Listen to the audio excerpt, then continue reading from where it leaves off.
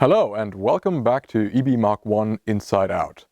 In this video we are on our beautiful indoor shooting range, which is, by the way, one of the big features of the EB Mark 1. You can use it indoors, but today we are on this indoor range to show you exactly how to position your muzzle of your weapon in relation to the EB Mark 1 to get your perfect, results, best possible measurements.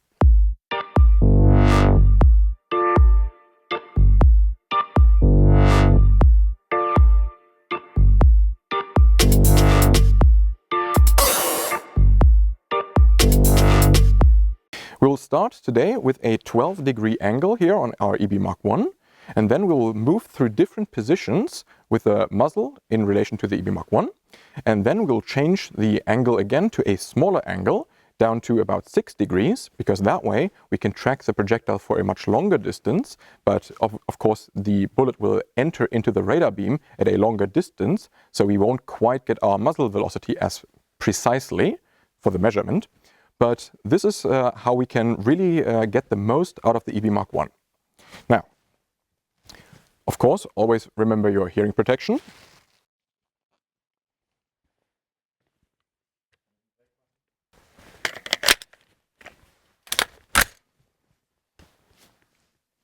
And now we start with the optimal shooting position. That is about 20 centimeters or about 6 inches from the center of the EB Mark 1 to the side, and 20 centimeters or 6 inches to the front. So the muzzle is in a position roughly like this.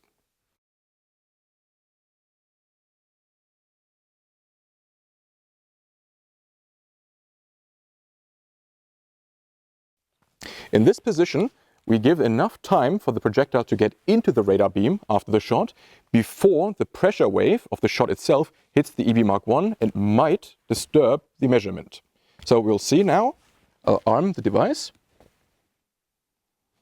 and we'll take our first shot in the optimal position.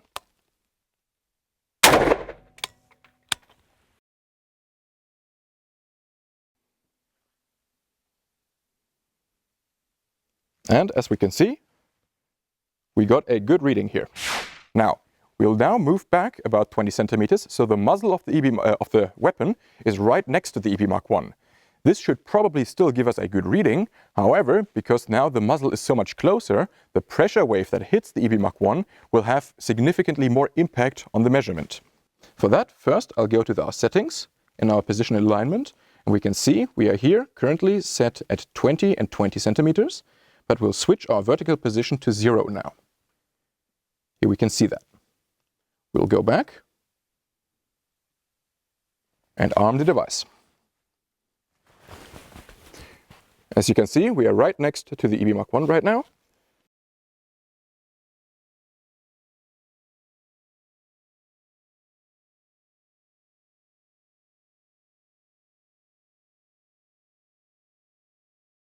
And we'll take our shot.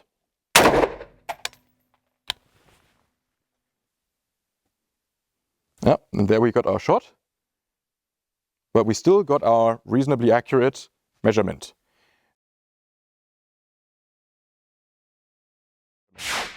Now, next I will move further to the side, which means that the bullet will still enter into the radar beam at a longer distance, so the initial signal quality will be lower. However, we also have a little bit more time for the pressure wave to hit the EB Mark 1. However, if we are straight next to the EB Mark 1, we will see that we might not get a good reading. For that, we'll first go to our settings again, and we'll now move our horizontal position to about 50 centimeters. We can see on the diagram how we move to the side. Once again, we arm. And now you can see we are much further to the side while still having the muzzle right next to the EB Mark 1.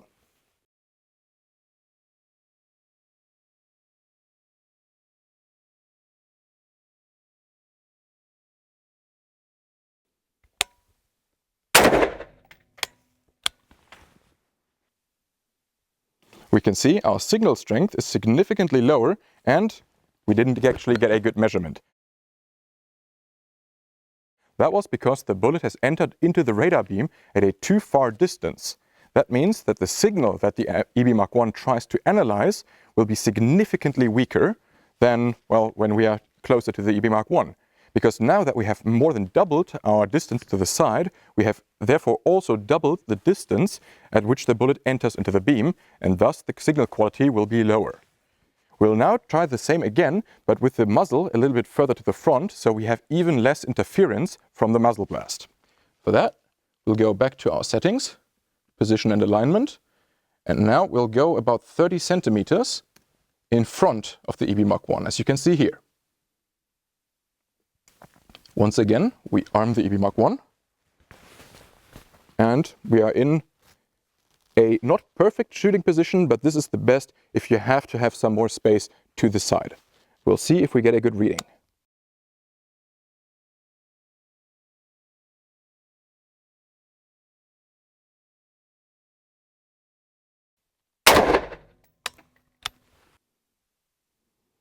However, as we can see, the signal strength this time was actually pretty good, and the reading seems to be accurate.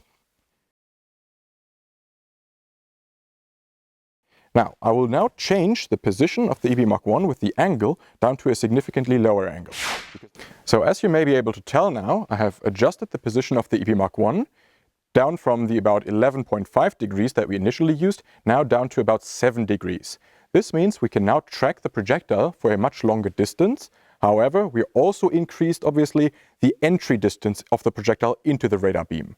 This means that the signal strength that we can at maximum get from the projectile will be reduced. This may lead to less strong signal strength, but in the optimal positions, we should still be getting good results. So we'll take a look here in our settings again. We can see I've got my 20 centimeters position, both to the front and to the side, as you can see here, and our 7 degrees angle. We can also see our new entry and exit distance into the radar beam. So we'll go and arm the EB Mark 1 now, and take our first shot from the optimal position.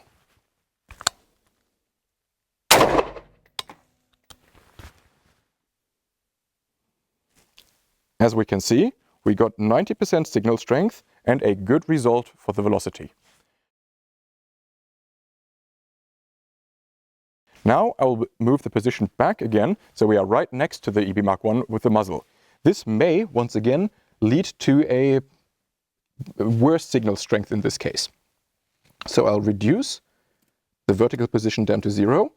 We see here on the side that we are now right next to the EB Mark 1. I'll arm it, and we'll take our first shot, or second shot in this case.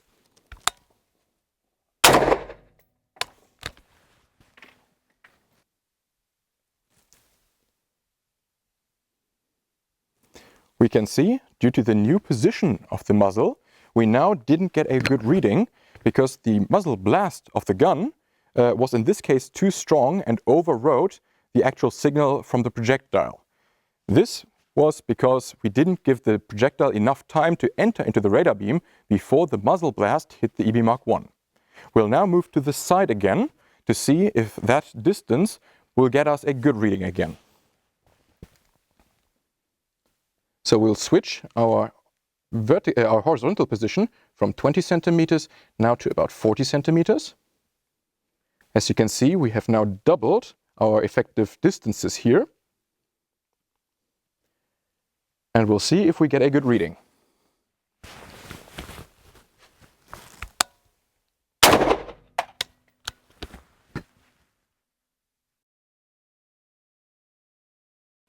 And here we see our signal strength is very weak and the velocity doesn't make sense. That was because the signal wasn't strong enough to be properly picked up, so the EB Mark 1 detected some frequency in the background, which equates to about 1400 meters per second, which of course this gun won't be able to achieve. We'll now do the same position again, but moving forward a bit, so we can see if that has an effect when we have more time for the muzzle blast to hit the EB Mark 1, so the bullet will be longer in the radar beam. Once again, back to the settings. We'll switch our vertical position now to also about 30 centimeters again. We see it here. We'll go back, arm it, and we're good to go with the next shot.